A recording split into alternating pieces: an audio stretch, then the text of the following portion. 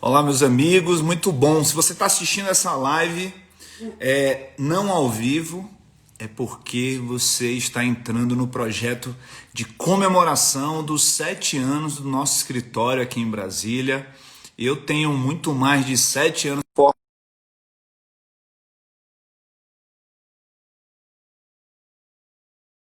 live.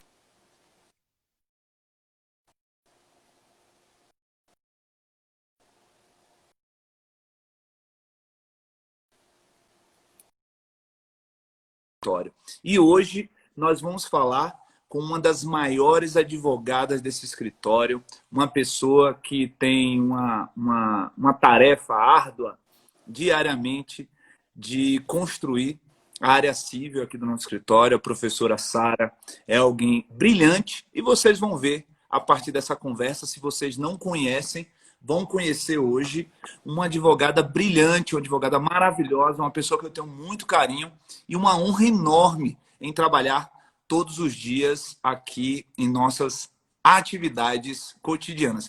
Professora Sara, seja muito bem-vinda. É um prazer enorme estar aqui com você para a gente bater um papo e conhecer um pouco mais sobre a sua atividade, sobre a sua vida. Quem estiver nos assistindo aí, por favor, me diz como é que está o sinal, como é que está a qualidade do nosso áudio, do nosso vídeo, para que a gente possa fazer um bom trabalho conjuntamente aqui. Eu estou vendo que a Sara deu uma travada aqui, né? Ontem nós tentamos fazer essa live e não conseguimos por conta da internet. Travou na hora que a gente ia começar a live. E hoje a gente vai fazer essa live, eu tenho certeza que vai dar tudo certo. Sarinha, você não está conseguindo me ouvir? O, a Karina está aí, meu amigo Dai, tudo bem, meu irmão? Como é que você está de Rio Real para o mundo? Minha caríssima advogada e amiga, professora Gabriela Hollenberg. Nós temos várias pessoas já entrando aqui. Vocês que estão participando da nossa live, o sinal tá bom, a qualidade tá boa, vocês conseguem me ouvir bem? Que bom. A Sarinha travou, né, Kate? A Sara tá tem alguma zica na internet aí que não tá dando certo. Mas vamos ver se ela consegue. Sai do 4G, vai para Wi-Fi, ver o que é que você faz. Então, enquanto a Sara vai resolver esse problema da internet, Sara, sai da live e volta para ver se a gente consegue fazer isso com cuidado. Eu vou tirar você aqui, você sai e volta. Esse projeto, deixa eu explicar para vocês que estão aqui com a gente, esse projeto é um projeto muito bacana, porque de alguma maneira nós acabamos sem expor a carreira individual dos advogados dentro de um determinado escritório. E muitas vezes há uma valorização do nome do escritório, mas não necessariamente os advogados são expostos naquilo que eles têm de melhor, no seu brilhantismo, na sua capacidade técnica, na forma de expressar suas ideias. Então, o meu objetivo aqui é demonstrar para todos vocês alguns dos profissionais que trabalham junto comigo e falar com a Sara é um prazer enorme. Sara, tá dando certo agora? Você está me ouvindo bem? Ah, tudo certo, ouço bem. Todo mundo me ouvindo, vendo, que eu acho que agora vai. Tá A ótimo. internet, tive que deixar no 4G. É verdade. Tá bom. Vamos gastar esse pacote de dados aí, que vai dar tudo Vamos. certo. Como é que você tá, minha amiga? Você tá bem? Bom, estou muito bem, estou ansiosa para essa nossa conversa, né? A gente tentou ontem, não deu certo, mas espero que a gente tenha aí alguns minutos de um bate-papo legal para o pessoal conhecer um pouco mais do escritório. Afinal, tudo isso faz parte desse projeto de comemoração dos 7 anos de escritório. Um pouquinho mais também da minha atuação e do que é a vida do advogado e da advogada da área civilista. Acho que é essa a intenção da live. Espero que a gente tenha bons minutos, pelo menos, sobre esse tema. A gente já está completando aí uns 2 anos da nossa relação profissional aqui. Qual foi o mês que você entrou no escritório, Sara? Eu entrei em Foi fevereiro de 2019, não é isso? de 2019, isso. Aí ano que vem, no começo do ano que vem, eu vou fazer 2 anos. E dentro ao longo desses 2 anos, você começou a dar aula também. Então hoje você, além de advogada, você também é professora. Isso para a gente é uma honra muito grande, né? Porque nós já sabemos a grande advogada que você é. não só uma grande advogada, mas uma mulher de fibra, batalhadora, que está evoluindo muito na vida. E ser professora, casar essa atuação de professora e advogada no dia a dia, está sendo fácil, está sendo difícil? Como tem sido essa experiência? Você começou no Uniceub agora esse ano, né? Então nós estamos chegando agora ao final de 2020. Foi difícil? Deu para conciliar as duas coisas? Como é que foi essa atividade de professora ao lado já de uma profissão tão difícil que é a advocacia? Olha, fácil não foi, né? Se eu disser que eu achei fácil, que eu tô tirando de letra, seria arrogância minha. Foi difícil, está sendo difícil, mas é aquele difícil que me desafia, né? A ser melhor, a organizar melhor o meu tempo, as minhas demandas, as minhas prioridades. Então, tem sido algo no nível de tempo, né? Eu diria difícil por ter que conciliar coisas muito demandadas da gente, né? Em pouco tempo, mas eu considero uma experiência que só acrescenta. Então, assim, não é nada que... aliás, muito pelo contrário, né? Acho que me qualifica mais como advogada, que me prepara para uma realidade diferente da que a gente enfrenta aqui diariamente com clientes. E lá com o aluno, a gente tem que estar se mantendo atualizada, exige uma qualificação técnica, né? Um estudo, um aprimoramento constante. Então, assim, se eu disser que foi fácil, é mentira. E, para piorar, a gente teve ainda esse agravante da pandemia, que tornou tudo muito mais confuso, né? A gente ficava no meio ainda fica, na verdade, no meio de uma incerteza com relação ao que esperar, como vai ser, como é que eu vou encerrar o semestre, eu vou conseguir ter contato presencial com o aluno. Esse semestre, exclusivamente, eu, por exemplo, não vi pessoalmente nenhum dos meus alunos, né? Então, assim, eu já comecei como professora e tive essa barreira. Exatamente. E Então, você assim... torna tudo ainda muito pior. Exatamente, porque a ideia é mostrar para os alunos o que é essa rotina, né? Essa vida diária do advogado, o contato com o cliente, com processos, com prazos, com audiências, com tudo isso que está aqui à nossa volta diariamente. Então, assim, eu tenho que me virar nos 30 realmente para conseguir conciliar tudo isso, né? Mostrar para o aluno que é essa prática, mesmo diante da realidade de pandemia. Então, quem está nos assistindo agora, para quem chegou agora em nossa live, essa é a doutora Sara Ramos, advogada, com a qual eu tenho o prazer enorme de trabalhar diariamente, de encontrar, de conversar, de bater papo, de aprender muito com ela. É uma colega de escritório, uma colega de trabalho, uma colega de advocacia que nos honra com o seu brilhantismo, com a sua inteligência e com a sua seriedade. Ô Sara, dentro dessa perspectiva do olhar da professora, você diria que você conseguiu, principalmente numa disciplina como a sua, né? Você dá aula de prática jurídica. Como é ensinar prática à distância? É possível? Você acha que você deu conta, ao longo de 2020, de cumprir com o seu papel de professora nesse momento tão difícil, tão sensível da população brasileira, de todos nós? Sem dúvidas, Rodrigo. É um momento muito mais sensível e eu acho que por isso exige da gente um cuidado maior, porque a gente não pode tirar dos alunos essa oportunidade que eles têm de vivenciar uma matéria que eu diria ser uma das mais importantes do curso, porque é aquela que mais prepara para a vida real, para a prática, literalmente.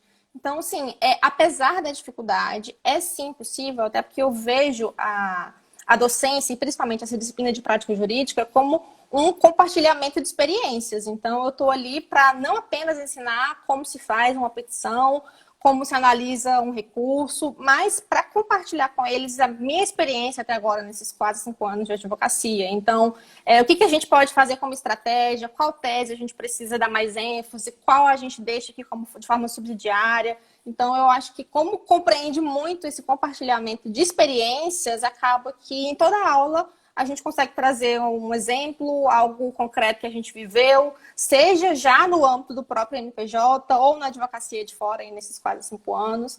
Então, eu tento sempre me rodear de exemplos, né, de vivências que eu já tive aí nesse período.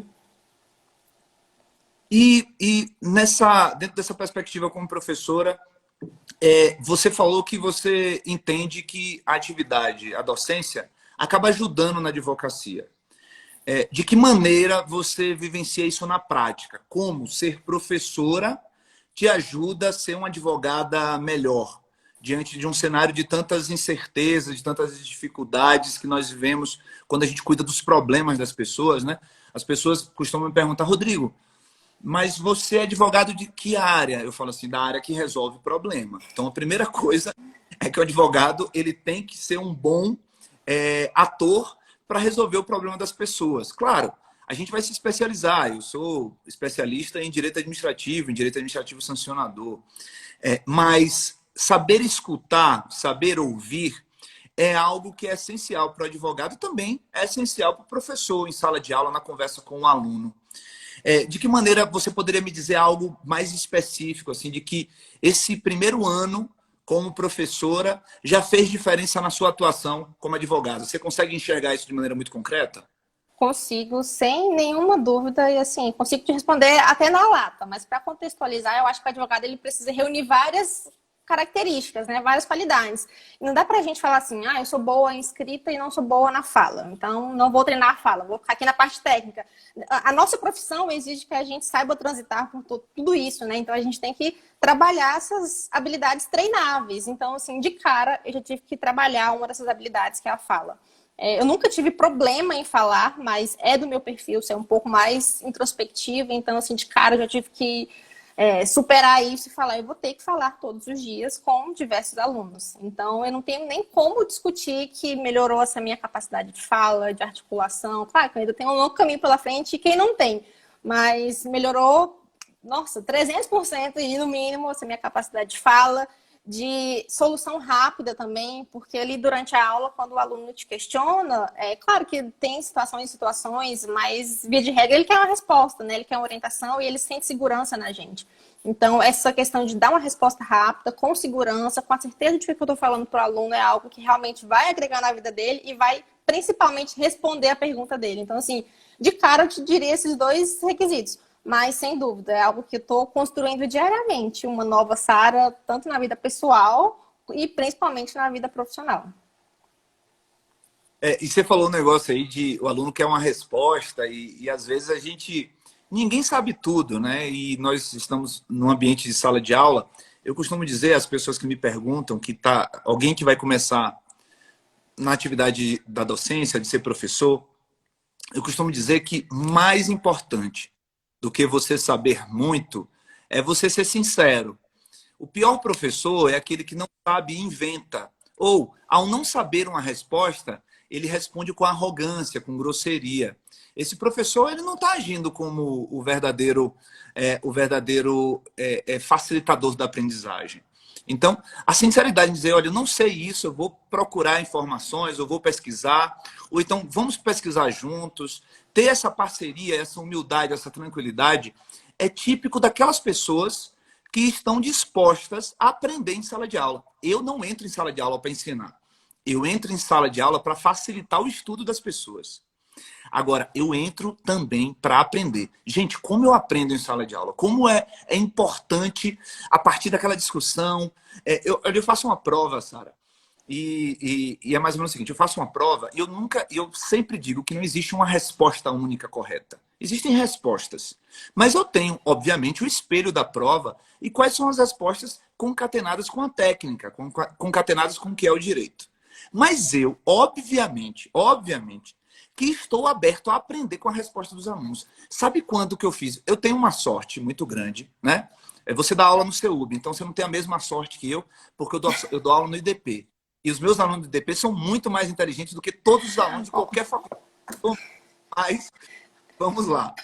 Tarinha, tem uma prova que eu faça que um aluno, pelo menos no mínimo um, não me deu uma resposta que eu não esperava. Que eu disse assim, gente, mas eu nem imaginei isso daqui. Eu nem imaginei isso. Então, assim, essa coisa de aprender em sala de aula faz muita diferença. Agora, eu vou fazer um gancho. Veja o que eu vou te perguntar agora. Você me fala sobre esse desafio de sala de aula. E você é advogada civilista. Quando a gente vai fazer a segunda fase da OAB, quando as pessoas vão fazer a segunda fase da OAB, que alguém diz que vai fazer prova de direito civil, aí a pessoa diz assim, você é maluco? Você vai ter que estudar tudo aquilo? Me responde aí. Como é você, na condição de advogada, quando você é consultada por um cliente que você nunca viu na vida, se depara à sua frente e faz a pergunta, doutora, meu caso é esse, qual é a resposta? O que fazer?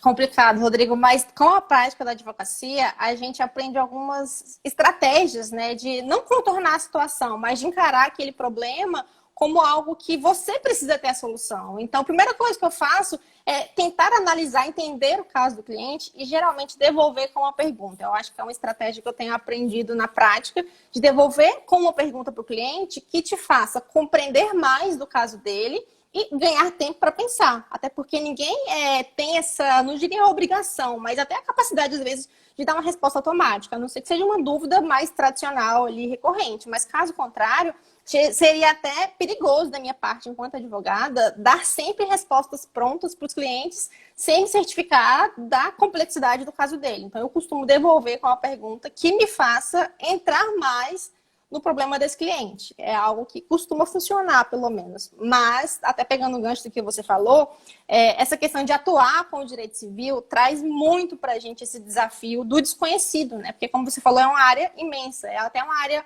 residual do direito, no sentido de que, assim, quase tudo dá para se encaixar dentro do direito civil. Então, frequentemente acontece esse tipo de questionamento, né? Não só quando a gente faz essa opção lá atrás para fazer a prova da OAB, nessa área, mas na vida de advogado isso é constante.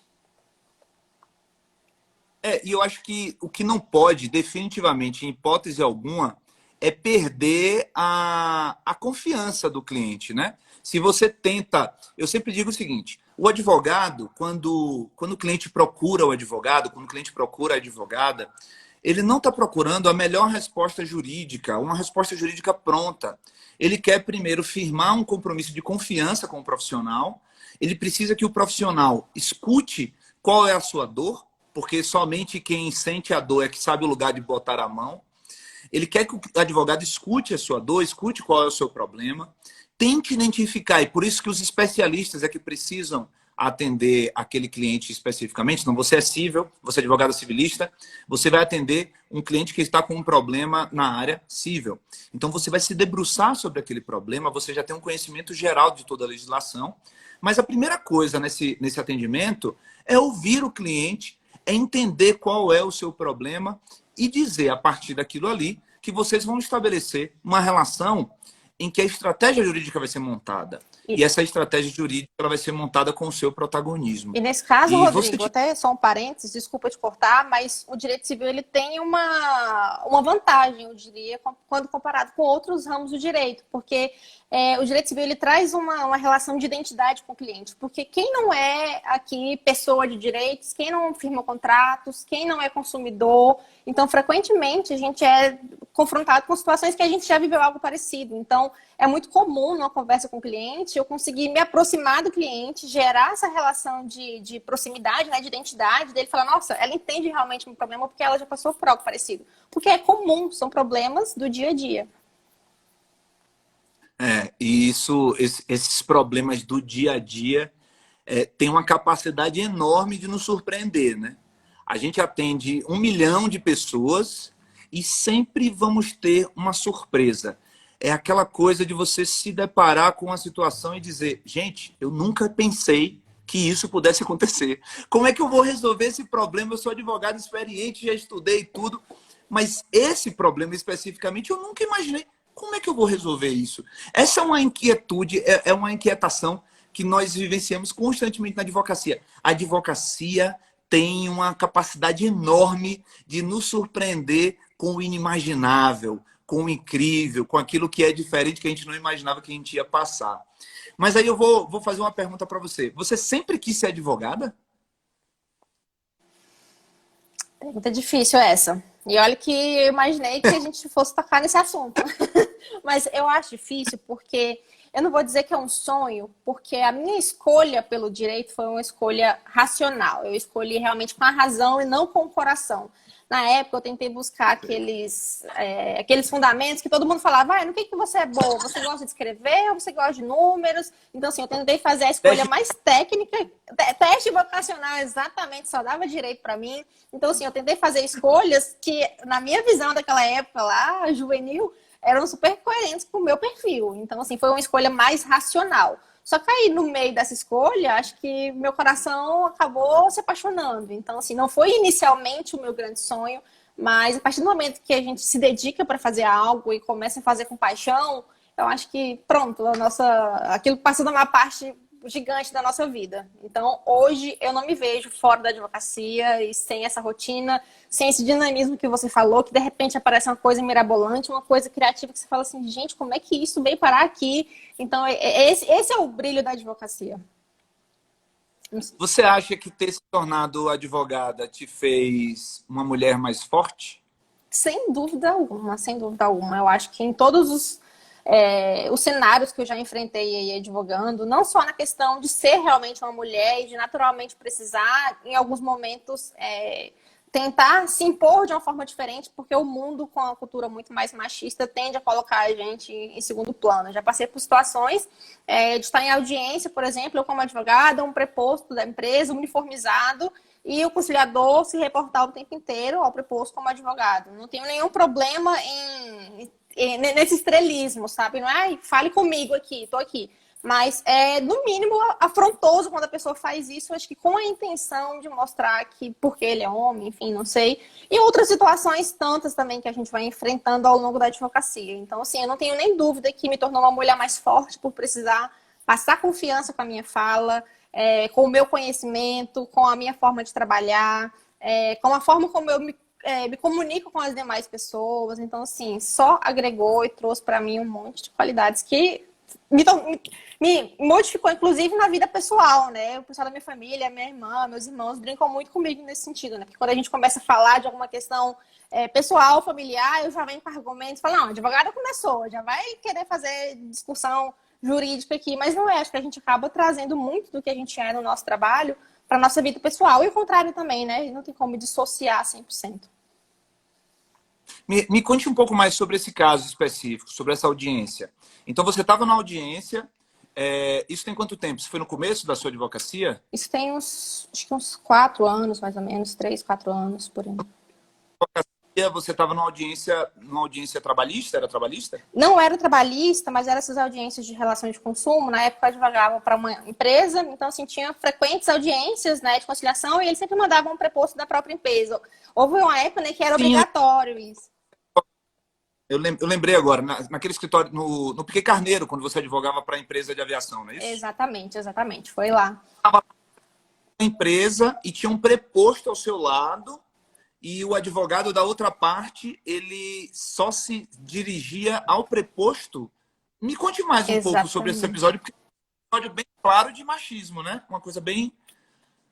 Claríssimo. E não só o advogado da outra parte, tá? O próprio conciliador, o que me levou a crer que o conciliador estava, no mínimo, realmente se sentindo incomodado com o fato de ter uma mulher ali à mesa, porque ele tinha as nossas identificações, né? Então era fácil perceber que eu era advogada da empresa. Se ele tivesse dúvida, era só dar aquela olhadinha assim de canto de olho que estava tudo certo. Então, assim, várias vezes durante a audiência, eu me recordo de várias interferências que ele fazia, não é, doutor, e se dirigia sempre ao preposto, entendeu? Tive uma ótima relação com todos os prepostos, homem ou mulher, mas esse dia especificamente me chamou a atenção. Eu esperei terminar a audiência, talvez eu devesse ter adotado uma postura diferente naquela ocasião, mas eu esperei terminar e falei, doutor, eu sou advogado do caso, tá? Qualquer dúvida se você tiver com relação ao processo, tá aqui meu cartão, fique à vontade para entrar em contato. E foi a forma que eu consegui contornar naquela ocasião. Eu acho que hoje, com a maturidade que eu tenho, eu certamente teria tentado ali atravessar alguma fala um pouco mais incisiva para que a partir dali já começassem a me ver como advogada e a pessoa que ia responder por aquele processo. Ah, isso aí eu não tenho dúvida, não. A Sara de hoje, a Sara que eu conheço aqui, que eu convivo diariamente, eu acho que teria tido um fight bem forte logo no começo da audiência. Com o tempo, a gente aprende algumas coisas. É exatamente esse o ponto, assim. É difícil para mim, na condição de homem, me colocar no seu lugar. E nem é esse o foco da minha pergunta. Mas é possível você ser advogada, mulher, advogada, e não passar por episódios como esse de machismo no dia a dia, Sara? Eu queria te dizer que não é possível, Rodrigo. Aliás, que é possível, mas a verdade e a realidade que eu enfrentei, que eu vejo jovens advogadas, mais jovens do que eu, porque eu não me considero uma jovem advogada, ainda enfrentam, e eu acho que a gente ainda tem muito que encarar com relação a esse tipo de situação desconfortável. Eu queria de verdade que não fosse assim, que a gente tivesse um mercado super aberto para a mulher. É claro que a gente tem muitas coisas mudando nesse sentido, né? Mulheres assumindo locais de autoridade, ambientes de trabalho mais receptivos à mulher, que o escritório é um exemplo disso. A gente tem um ambiente quase que majoritariamente feminino. Então, é muito convidativo para isso e eu acho que a gente precisa realmente abraçar essas causas e os lugares, as pessoas que chamam a nossa atenção para vestir essa camiseta também. Esse episódio que você falou, para mim, foi um episódio bem simbólico, assim, bem interessante da gente fazer análise, que é o machismo que se veste do manto aliás, que ele coloca na mulher a invisibilidade, né? Como se fosse uma espécie de tirar você daquele lugar, como se você não pertencesse àquele lugar. E eu acho que isso é bem doloroso. Você falou que hoje você agiria de maneira diferente. Ao longo da sua carreira, o que foi te fazendo mudar como advogada? O que foi te fazendo perceber que seria necessário, na condição de advogada, de batalhadora, assumir uma outra postura no processo, numa audiência? Essas dificuldades, tanto da jovem advogada, quanto da advogada pela sua condição de mulher, o que foi te construindo a pessoa que você é hoje? Que você entende essa evolução? Foram as decisões judiciais, foram a responsabilidade, os erros, a dor? O que você colocaria como sendo o conjunto de fatores mais relevante assim, para a sua evolução, para a sua maturidade? Olha, eu acho que foi um pouco de cada coisa. Você mencionou vários aí que eu assino embaixo. Mas eu acho que eu realmente tive assim, esse estalo quando eu percebi que o meu produto, que eu fazia parte do meu produto, né? Diferente de um vendedor tradicional que está vendendo aqui uma coisa, um objeto, algo palpável.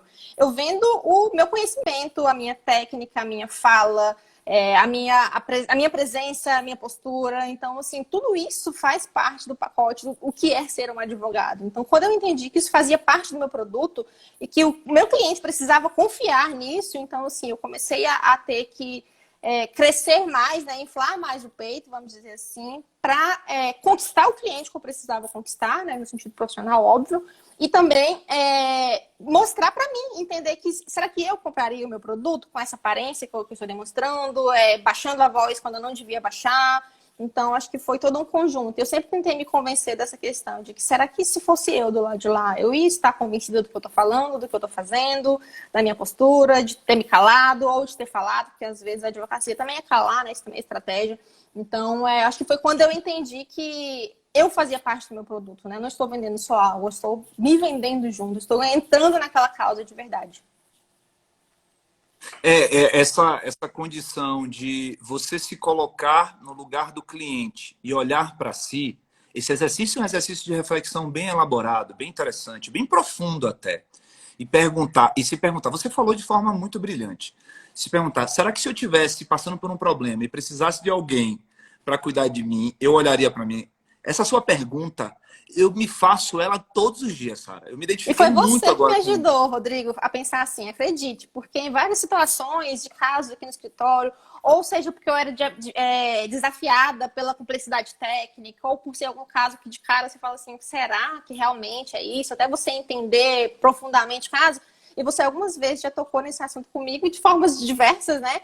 Mas no sentido de que, assim, às vezes o que o cliente quer, Sara, é que você entenda o problema dele. Então, eu tentei começar a olhar as coisas, né, a partir desses toques que você me dava, dessa forma, de que, ok, deixa eu me colocar no lugar dessa pessoa, deixa eu entender o que ela está querendo de mim. Então, funciona, gente. Né? Qual é a dor que ela está sentindo e o que é que eu posso fazer para apaziguar. Porque a gente que lida com o ser humano, e nós aqui no escritório que nós advogamos de uma maneira geral para pessoas físicas, nós advogamos para pessoas com sua história, com suas dores, com seus problemas, pessoas que em muitas situações estão sendo acusadas, pessoas que não têm acesso a um direito que deveria ter. Então, como a gente lida muito com seres humanos, eu diria que essa é uma aprendizagem que a gente vai guardar para a vida toda. Um advogado, ele não tem o direito de esmorecer na aprendizagem. O advogado, ele não tem o direito de achar que ele já sabe tudo. O advogado precisa manter o estudo, precisa manter a leitura, precisa assistir filmes, ler livros em que a natureza humana ela se mostre nas mais diferentes vertentes, através das mais diferentes situações. Então, eu digo sempre que enquanto advogado for, eu estarei vivo em evolução. Enquanto advogado for, eu estarei vivo em evolução. Meu sonho, olha, eu brinco, as pessoas dizem que isso é bizarro, mas eu quero morrer advogando. Quando eu estiver lá com meus 85, 86 anos, 90 anos, eu espero estar fazendo uma sustentação no tribunal. Aí pronto, eu tenho um ataque fulminante, acabou, morreu sem sofrimento, sem nada. Pronto, é assim que eu quero morrer. Tá bom demais. Quero Morte morrer brilhante. literalmente. Especialmente, né? Por conta da minha morte, os jogadores ficaram sensíveis e ainda deram o direito ao meu cliente. Tá ótimo. Olha só, morrer com êxito isso daí, entendeu? É uma morte memorável, no mínimo. Vou adotar, morrer com êxito. Exatamente, morrer com êxito. Um exemplo de morrer com êxito, morrer sustentando e ganhar o seu processo.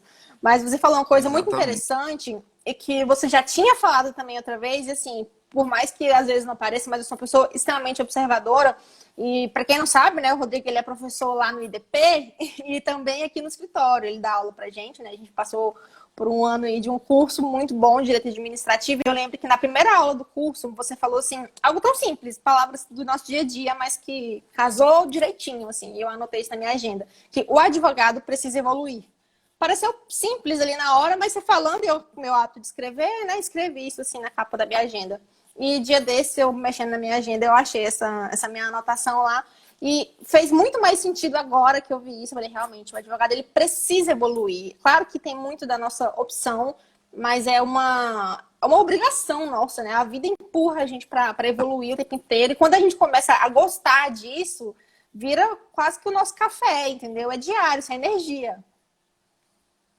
Veja, isso que você falou aí, o assunto da nossa conversa é mais ou menos o seguinte. Você pense em quantos servidores públicos que nós encontramos, principalmente nas carreiras jurídicas. Eu tenho alguns exemplos na minha mente de pessoas que eram brilhantes estudantes de direito, foram brilhantes estudantes para concurso público, passaram em concurso público muito difícil, entraram no exercício profissional e acabaram mudando o foco dele de vida.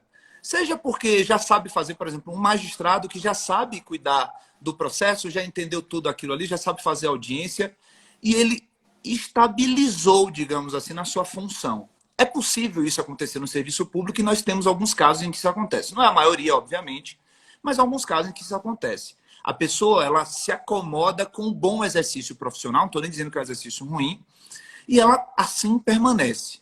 Isso vai fazendo com que os seus valores, a sua forma de encarar o mundo, cada vez mais tenda a estar num parâmetro de conservadorismo, de conservar aquilo que é. O advogado não tem esse espaço. O advogado não tem esse direito.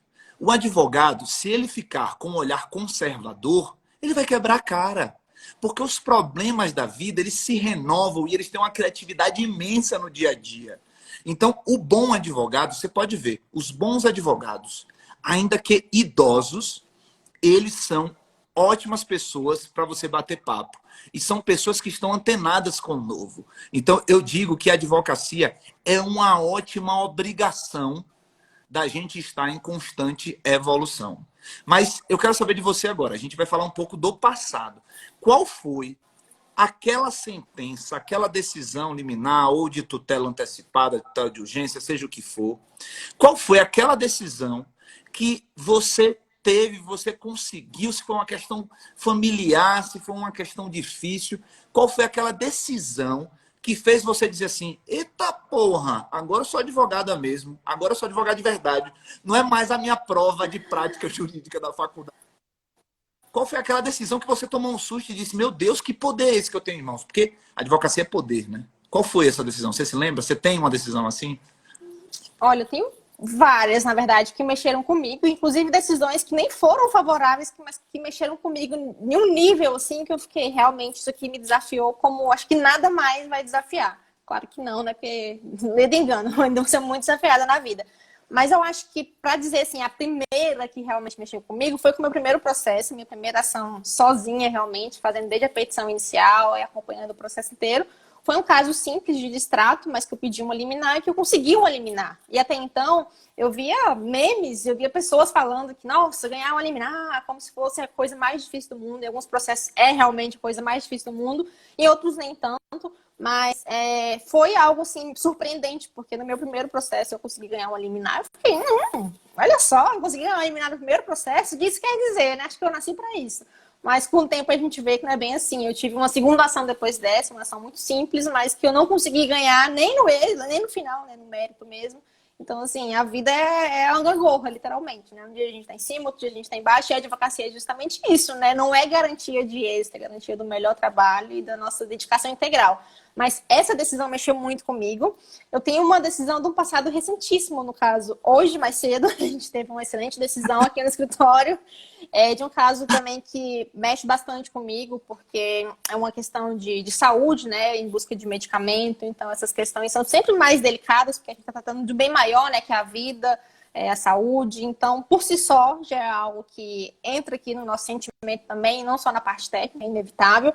E esse caso especificamente é uma cliente que a gente tem um carinho muito especial, então foi uma decisão, assim, que com certeza, embora já seja, tipo assim, comum a gente ter êxito ao longo da vida, e não no sentido de prepotência, gente, mas a gente vai ganhando experiências, né, ao longo da advocacia. Mas essa, para mim, é uma que eu tenho certeza que daqui 10, 20 anos eu vou lembrar dessa decisão que a gente teve hoje. E diversas outras, né, que a gente acaba tendo. É uma decisão para quem está nos ouvindo agora. Já dei os parabéns internamente para a Sara. Gente, só para quem chegou agora no meio da live, essa é uma live especial de comemoração de 7 anos do nosso escritório, em que é um projeto, na verdade, em que eu vou, ao longo das próximas semanas, entrevistar, bater papo, ter uma conversa para mostrar para todos aqueles meus alunos, meus amigos, os advogados que são nossos colegas de trabalho, para os nossos clientes, um pouco sobre cada um dos advogados que nós temos aqui dentro do escritório, né? Das advogadas e dos advogados. E hoje nós estamos aqui batendo esse papo com uma advogada que é show de bola em direito civil. A doutora Sara, além dessa figura fantástica que vocês estão vendo aí, o máximo, o suprassumo da inteligência e da competência. E é uma pessoa que eu tenho, olha, a grata surpresa em observar, em ver, em enxergar diariamente a evolução. Eu diria que a Sara, ela chegou aqui no escritório uma pessoa muito diferente da mulher que a gente vê hoje, que a gente enxerga hoje. Porque, e eu não estou dizendo que é nem melhor nem pior, só estou dizendo que hoje você está ainda com um brilho ainda mais ressaltado. Eu acho que você fez muitas mudanças na sua vida. E hoje, por exemplo, você conseguiu uma decisão super importante para uma cliente. Talvez tenha sido até por isso que a gente não fez a live ontem, tá? Talvez tenha sido por essa questão que o problema técnico impediu. Era porque a gente precisava fazer a live depois dessa decisão. Então, o caso é mais ou menos o seguinte. Nós temos diversas pessoas que sofrem problemas de saúde. Nesse caso, especificamente, é uma cliente nossa com câncer, num estágio assim bem delicado, e o remédio que ela precisava era um remédio de 70 mil reais, né? Claro, não falando do caso concreto com os seus detalhes, mas me conte aí, Sara, qual foi o problema e qual foi sua estratégia jurídica e como ficou a decisão. Conte pra gente um pouco mais sobre esse caso.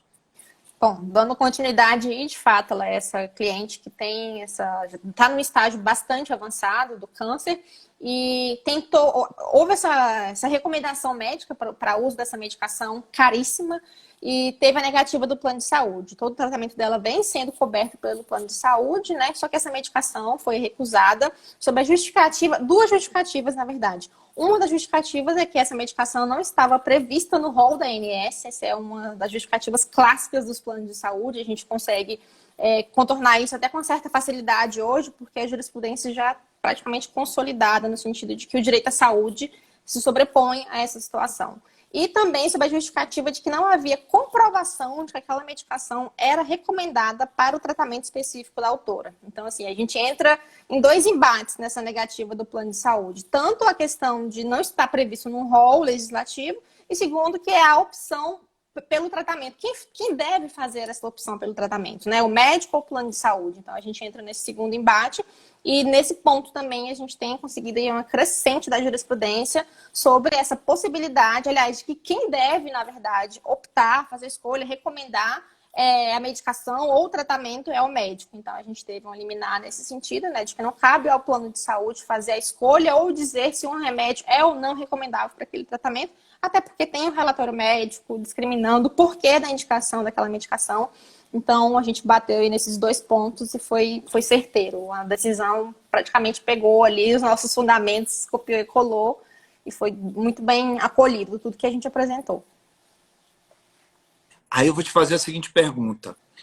Eu costumo dizer, e eu falo muito sobre isso quando eu toco no assunto advocacia, qual é a sensação de, numa situação dessa, pegar o telefone e ligar para a cliente? Difícil até descrever, confesso para você. Inclusive, na hora que eu falava, né, eles ficaram tão felizes que eu fiquei assim, sem conseguir falar nada, além de obrigada, obrigada, imagina.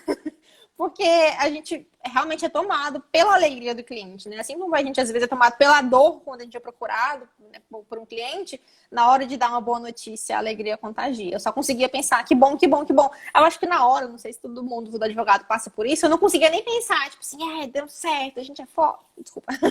A gente mandou bem, mas... É foda mesmo. É foda. Então, assim, eu não conseguia pensar por esse ângulo na hora. Eu só conseguia ficar muito feliz por ela e pensar que isso vai prolongar os dias dela e, quem sabe, ter um resultado positivo e uma recidiva no tratamento.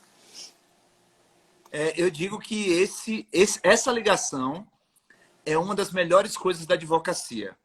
Quando você tem a oportunidade de ligar para um cliente para falar que aquela coisa super importante na sua vida aconteceu, a gente ganhou, dar essa notícia boa ao cliente é uma das descargas de energia positiva mais lindas, mais belas, mais fortes que nós temos na advocacia.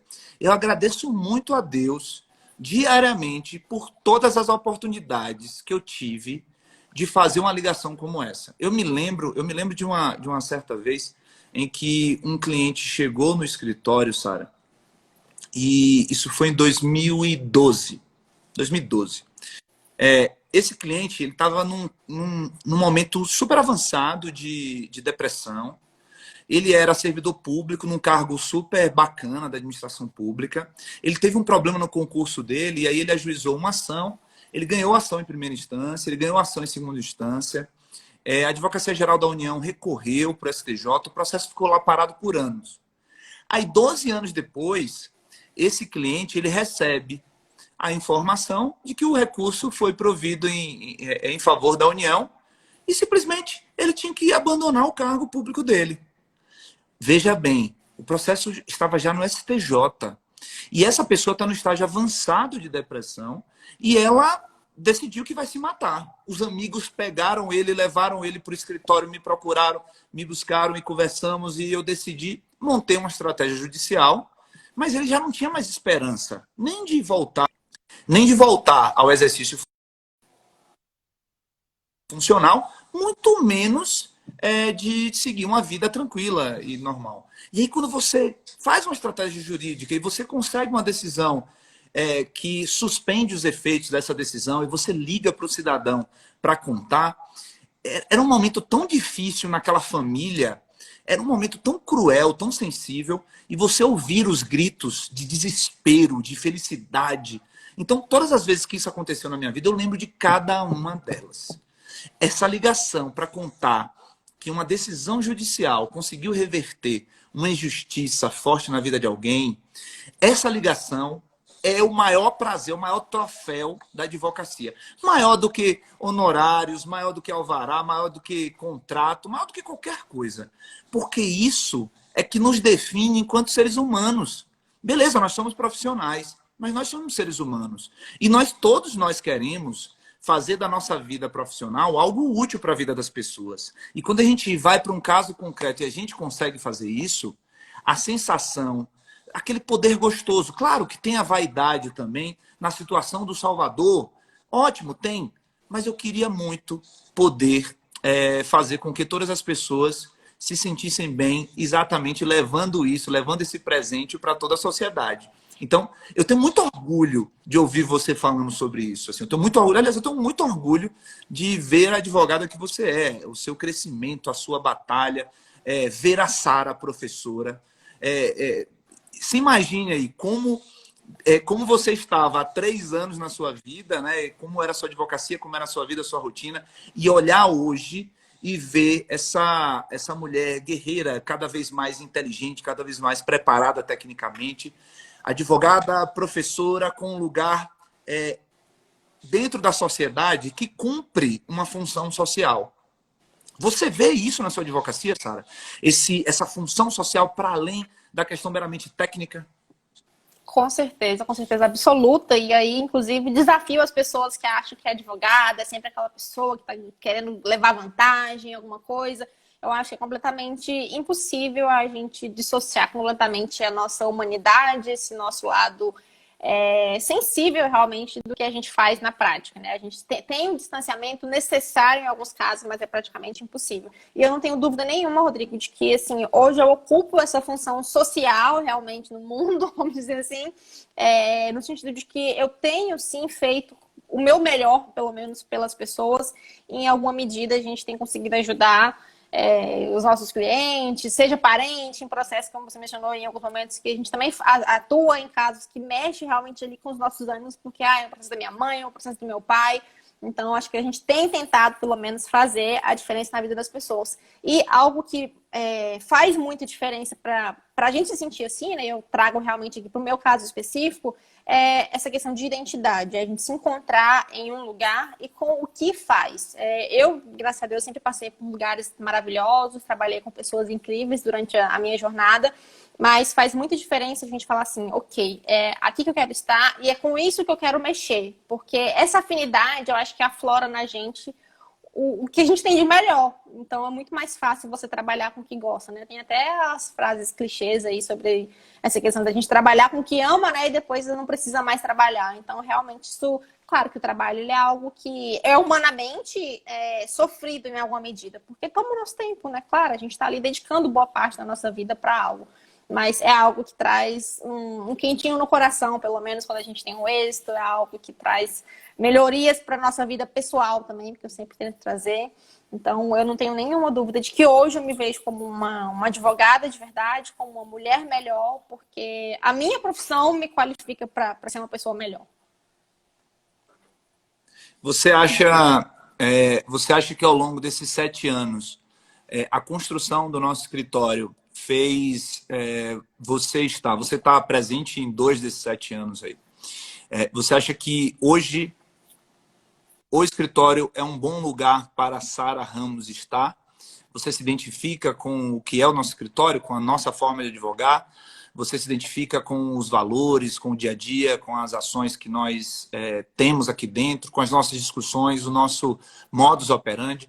Esse é um lugar que você gosta de estar, de fazer parte? Ele casa bem com os seus sonhos de advogada? Com toda certeza, né? Porque eu acho que o diferencial daqui do escritório é que, claro, que como toda empresa, instituição, tem um lema, tem valores, mas o escritório está sempre em construção e aprimoramento desses valores. Então, assim, eu falo isso sem falsa modéstia, Rodrigo, não é porque essa live tem gente assistindo, eu falarei isso aqui, só nós dois, com a maior tranquilidade do mundo, que eu me sinto parte de verdade, porque aqui eu sou ouvida. Eu, de fato, eu sinto que se eu levantar a mãozinha na nossa reunião do Zoom, na nossa reunião presencial, em algum momento eu vou poder falar e o que eu tô falando vai ser ouvido, vai ser debatido. E eu acho que é muito importante a gente estar em algum lugar que parece que a nossa voz realmente é audível, entendeu? Ninguém quer ser silente, enfim, né? Perfis, vai de saber. Mas eu acho que todo mundo quer falar porque tem a intenção de ser ouvido. E quando a gente percebe que a nossa sugestão, ou a nossa crítica, ou o que a gente acredita também está sendo incorporado à missão do escritório, para mim faz muita diferença. E você sabe, os mais próximos também, eu já inclusive me aventurei fora da advocacia por achar que isso não era para mim em algum momento da minha vida. Eu falei, não tem nada a ver, não nasci para isso, não dou conta. Vou fazer outra coisa e fui, vendi marmita fit, ganhei meu dinheiro e tava tudo bem, só que faltava alguma coisa. E eu acho que faltava justamente a advocacia. Então, voltei e voltei com tudo e realmente tenho total convicção de que o escritório é um lugar que só me faz bem. Mas eu vou dizer, a sua felicidade de estar aqui no nosso escritório não é nem de perto do mesmo tamanho que é a nossa felicidade em conviver com você, em aprender com você, em ver seu crescimento, em ver sua evolução, em ver você quebrando as barreiras da timidez, em ver você se comunicando dessa forma brilhante como você está se comunicando hoje, colocando para fora as suas ideias, porque você é uma pessoa brilhante. E não necessariamente as pessoas que são brilhantes, elas conseguem colocar os seus sentimentos, externar os seus sentimentos com muita facilidade, como você está fazendo hoje. Eu sei que essa live, para você, mais do que para muitas outras pessoas do escritório, é um grande desafio pessoal. Nós tivemos alguns cursos, algumas formações internas dentro do escritório Flávio, um sobre beijo. comunicação, e você sempre deixou isso transparecer, que era algo desafiador. Mas como tudo na sua vida, isso aqui é algo que eu não vou falar apenas como colega de trabalho. Eu vou falar como alguém que conhece um pouco da sua história e da sua vida. Como em tudo na sua vida, nada foi fácil. Mas como em todas as situações também, você nunca desistiu. Então, você não é daquelas pessoas que se ajoelham, você não é daquelas pessoas que têm medo, que se deixa paralisar pelo medo, na verdade. Você é uma pessoa que sabe que não tem tempo para ficar remoendo as dores do passado, os problemas. Você é guerreiro, você olha para frente e avança. E dá aquela olhadinha pelo retrovisor, para o que ficou para trás. Mas você não para, você continua. Então, eu diria que continue sendo a pessoa que você é, porque eu acho que deve ser maravilhoso ser Sara Ramos. Eu digo que deve ser muito feliz viver dentro de você, porque você é uma pessoa fantástica e digo com todas as letras que é muito, mas é muito bom ter você aqui em nossos quadros, ter você em nosso time, ter você em nossa equipe. É uma honra enorme pela sua inteligência, pela sua eficiência, pela sua tranquilidade, pelo seu olhar de gata, de observar as coisas, de fazer o mapeamento de toda a situação. Então, queria lhe agradecer por viver com a gente, por nos ensinar, por aprender com a gente também e, principalmente, por estar aqui, não deixar a peteca cair e levantar sempre, sacudindo a poeira e dando a volta por cima, enfrentando tudo, se preparando para o pior, desejando e torcendo pelo melhor e aguentando o que tiver pela frente. Minha amiga, muito obrigado por bater esse papo comigo. É uma honra enorme ter feito essa conversa com você. Sou ainda mais seu fã. A gente conversa tanto, né? Mas chega um momento desse, a gente consegue ainda ter a capacidade de se surpreender com o outro. Eu estou muito feliz aqui com o nosso bate-papo. Rodrigo, obrigada. Você tá me emocionando, tá? Eu fiquei aqui um pouco para chorar. Eu sou muito feliz, de verdade, por trabalhar com você, por trabalhar com Carol, com Bianca, com todos os colegas. Sou muito feliz nesse espaço, por tudo que o escritório representa para mim. Só tenho a agradecer porque você não se cansa de me desafiar e eu não vou me cansar de aceitar seus desafios. Então, essa live foi um desafio para mim, como você falou. Claro, eu vou terminar aqui com meu coração acelerado. Mas eu espero continuar, pelo menos tentando vencer os próximos desafios. Então, só agradecer a todo mundo que está participando aí, vi várias pessoas da minha família, os colegas de trabalho, da faculdade. Então, muito obrigada por todo mundo que tirou esse tempinho para assistir. E vou terminar com um clichê também, já que você está falando do sentido da vida. Que o sentido da vida é para frente. É isso, muito obrigada. Muito amor por você, minha amiga, muito amor. Obrigado, tá? Obrigada. Gente, dois emocionados, a gente se despede aqui. Show. Um beijo enorme. Fica bem. Obrigado pela presença do professor Diogo, da Bianca, da Carol, do Ítalo. O professor Douglas também está aqui com a gente. A minha amiga Anastácia, Cosma Anastácia, lindona, maravilhosa. A Uli, a Alessandra, a Kate, a Elaine, o Daniel, todo mundo que está presente. A Alessandra, eu já tinha falado também, repetindo aqui, é que eu estou um pouco emocionado e meio confuso. Gente, um beijo enorme. Fiquem bem. Tchau.